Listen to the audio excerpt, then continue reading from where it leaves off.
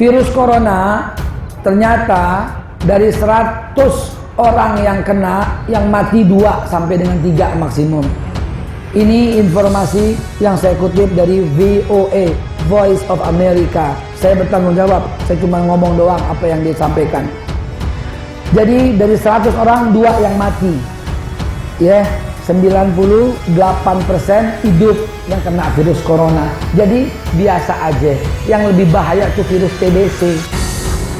TBC banyak, yang lebih banyak yang mati, ya, TBC itu bahaya. Yang lebih bahaya itu SARS, flu burung, lebih banyak yang mati. Yang lebih bahaya itu MERS. Ya, saudara sekalian yang dimuliakan Allah, ini yang dibutuhkan dalam perjuangan. Maka ini tolong diviralkan agar bisa didengar juga oleh sesama dai dan penceramah. Jangan antum pilih-pilih. Diundang masjid yang gede, nggak ngepek. Diundang musola yang kecil, nggak ngepek. Dikasih amplop, nggak ngepek. Nggak dikasih amplop, demi Allah nggak ngepek. Dijemput sama Alphard, nggak ngepek. Dijemput sama ojek, nggak ngepek. Kalau hujan lepek. Jangan dong kalau hujan.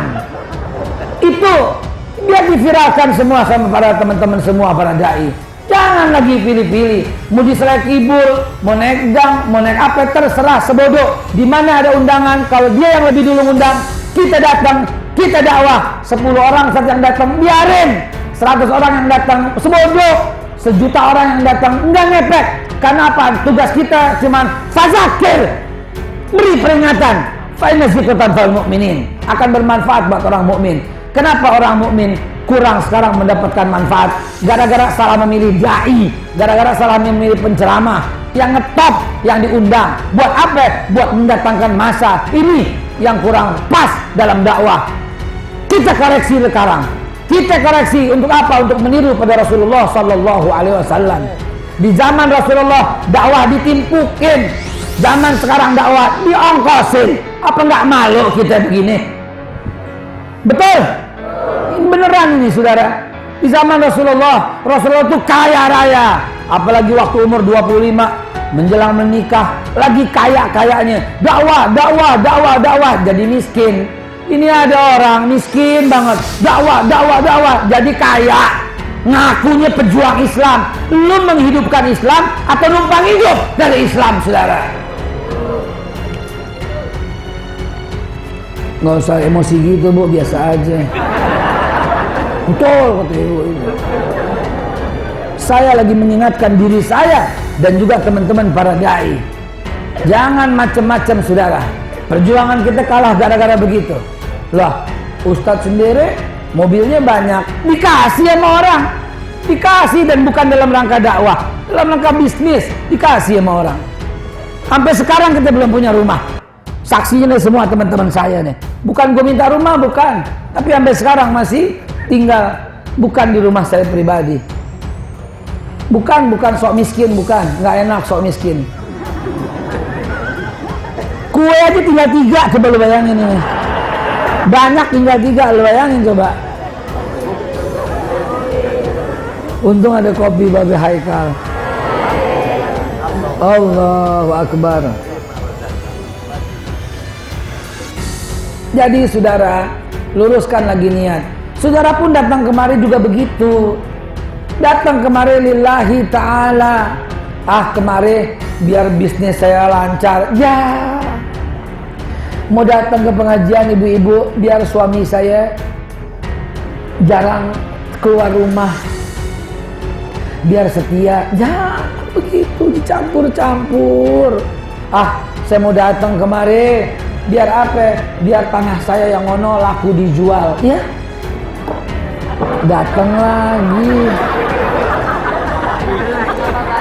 Emang gak putus-putus rezeki dari Allah. Jadi saudara, siap bantu perjuangan? Siap bantu perjuangan? Kurang kenceng, siap bantu perjuangan? Itu yang dibutuhkan. Karena kalau umpamanya enggak, maka siap belakangan. Anak siapa itu belakangan? Karena kalau enggak begini, maka kita tuh akan jadi orang yang tertindas terus. Akan menjadi orang nomor 2 terus. Kita nggak bisa menentukan harga nggak bisa lagi. Kunyit sekarang 15.000, bener nggak? Betul nggak? Gue juga tahu harga, emang agak tahu. Ya, kenapa? Jahe. Iya. Gara-gara corona jahe naik. Orang bahlul banget sih, ya Allah ya Rabbi. Oh iya, sebentar, mumpung belum lupa. Nanti kita balik lagi dalam rangka bahwa perjuangan dibutuhkan kebersamaan umat, pertolongan dari umat dan niat, ya. Itu topiknya hari ini, ya. Topiknya hari ini. Tapi sebelumnya saya juga mau menyampaikan amanah dari Gubernur DKI yang merupakan calon Presiden Republik Indonesia 2024.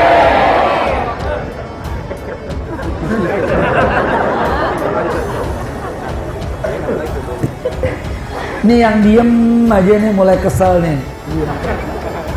Saudara, tentang virus corona. Virus corona ternyata dari 100 orang yang kena, yang mati 2 sampai dengan 3 maksimum. Ini informasi yang saya kutip dari VOA, Voice of America. Saya bertanggung jawab, saya cuma ngomong doang apa yang dia sampaikan. Jadi dari 100 orang 2 yang mati, ya, 98% hidup yang kena virus corona. Jadi biasa aja. Yang lebih bahaya itu virus TBC. TBC banyak, yang lebih banyak yang mati, ya. TBC itu bahaya. Yang lebih bahaya itu SARS, flu burung, lebih banyak yang mati. Yang lebih bahaya itu MERS, ya, selaput radang otak, itu juga begitu, bahaya juga. Gitu. Nah, yang ini lebih bahaya. Tapi virus corona biasa. Cuman zaman ini sosial media udah berkembang gila-gilaan sehingga bikin panik. Ya, kadang-kadang paniknya itu justru lebih bahaya dari virus coronanya sendiri. Orang sehat lah pakai masker, ya. Yang pakai masker orang sakit. Ente yang sehat nggak usah borong-borong masker, kecuali masker bedak. Lu borong nggak biar licin kulit lu, biar laki pulang sedep, itu kecuali deh, ya. Nggak usah, ya. Kenapa? Karena itu buat orang sakit, buat orang sehat malah sakit. Kenapa? Lu bekap aja 3 jam, 4 jam terus lu bekap. Ntar lu ngomong, ludahnya nempel, ntar lu sedot lagi, bau jigong. Nggak usah begitu Pak, biasa aja. Nggak usah ngeborong telur, borong beras, borong mie, nggak usah. Sampai tiap hari makan mie, coronanya hilang, ginjal lu sakit. Ya, nggak usah, biasa aja. Santai aja dalam menghadapinya. Tapi waspada, yang perlu ditingkatin itu kebersihan. Jangan pegang-pegang muka kalau habis salaman sama orang.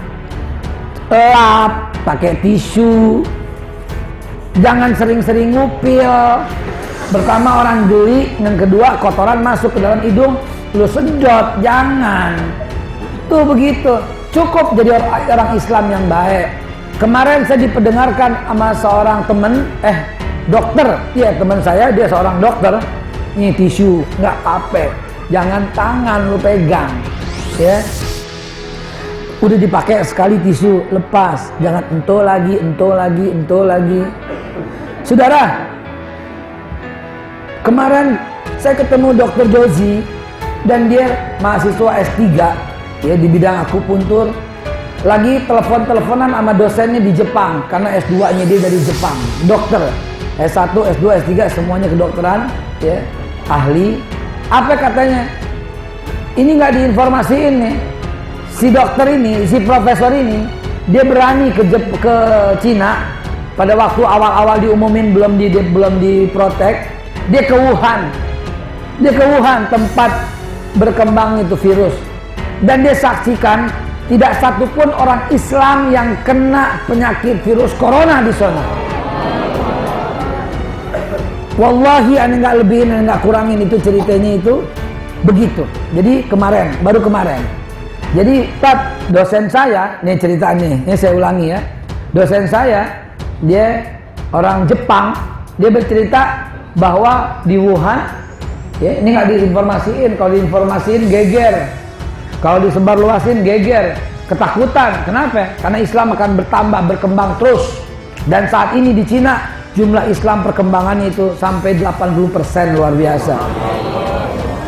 Karena yang nggak kena corona itu rata-rata orang Islam yang di Wuhan. Kenapa? Karena hidupnya bersih. Pagi cuci tangan, siang cuci tangan, menjelang siang cuci tangan, sore cuci tangan, maghrib cuci tangan, isya cuci tangan, mau makan cuci tangan, mau minum cuci, terus umat Islam begitu. Apalagi mengikuti cara hidupnya Bilal. Wudhu tiap saat, kentut cuci tangan, kentut kan dari sini, kenapa tangan yang dicuci? Coba lu pikirin. Nyambung nggak? Sebenarnya nggak nyambung, tapi demi kebersihan. Kentut yang diusap muka, kan cuci muka sekalian, betul nggak? Saya pernah ditanya tuh sama orang, Ustadz saya mau tanya, kenapa? Kentut membatalkan wudhu. Iya, kan kentut Ustadz, kenapa yang diusap muka? Saya bingung jawabnya apa nih. Iya mesti disiram dong, begitu aja kan? Itu kan buang air. Enggak, nih yang saya tanya kentut. Kenapa mesti membatalkan wudhu? Kenapa muka yang diusap? Saya bilang aja, oke deh, lu kentut di tengah orang banyak. Yang merah pantat lo ke muka lo. Hah? Yang malu pantat lo ke muka lo. Nah, basuh muka lo, saya bilang. Ya habis nanyain begitu, jawabnya gitu begitu. Ya udah, yang namanya batal wudhu, ulangi wudhu. Begitulah umat Islam diajarin, cuci tangan lagi. Dan Rasulullah kalau cuci tangan, Masya Allah kan, pertama dicuci tangan, setiap wudhu berapa kali cuci tangan? Salah. Tiap wudhu cuci tangan berapa kali? Berapa kali ayo? Nih gue contohin, lihat. Satu, betul? Satu. Begitu kumur, cuci lagi nggak? Dua. Kena nggak? Begitu hidung, cuci tangan lagi nggak? Cuci tangan lagi. Tiga, udah 4. Ya, tuh. Masa air lo ngocorin ke hidung? Kan pakai tangan. Betul tidak? Gimana nggak bersih tuh? Terus basuh muka, kena tangan lagi nggak? Cuci tangan lagi, baru basuh muka. Betul nggak? Habis muka, cuci lagi sampai mari, cuci lagi sampai sini. Lu bayangin coba, Abu Hurairah sampai sini, sampai dekat ketiak Abu Hurairah. Kenapa? Karena dia kepengen bersihnya lebih banyak, cahayanya lebih banyak di hari kiamat katanya. Udah gitu apa lagi habis tangan? Emang lu guyurin gitu? Pakai tangan lagi, usap lagi kepala kita, ya Allah. Terus kuping, pakai tangan lagi nggak? Pakai. Kalau pakai selang begini congean, betul nggak? Cuci tangan lagi, betul. Udah gitu kaki, emang lu siram doang, nggak sempurna, betul nggak? Kita angkat kaki kita cuci, kita selai-selai, gue ngongkong. Betul tidak? Bagaimana nggak bersih tangannya orang Islam? Shallu ala Nabi Muhammad. Jadi pesannya begitu, wudhu sering-sering, insya Allah Allah hindarkan corona di antara kita. Demikian pula sinar matahari yang telah Allah berikan ini paling top untuk membunuh virus corona. Karena menurut Fakultas Kedokteran UI yang disebarkan melalui sosial media, virus corona akan mati pada suhu 27 atau 28 derajat Celcius.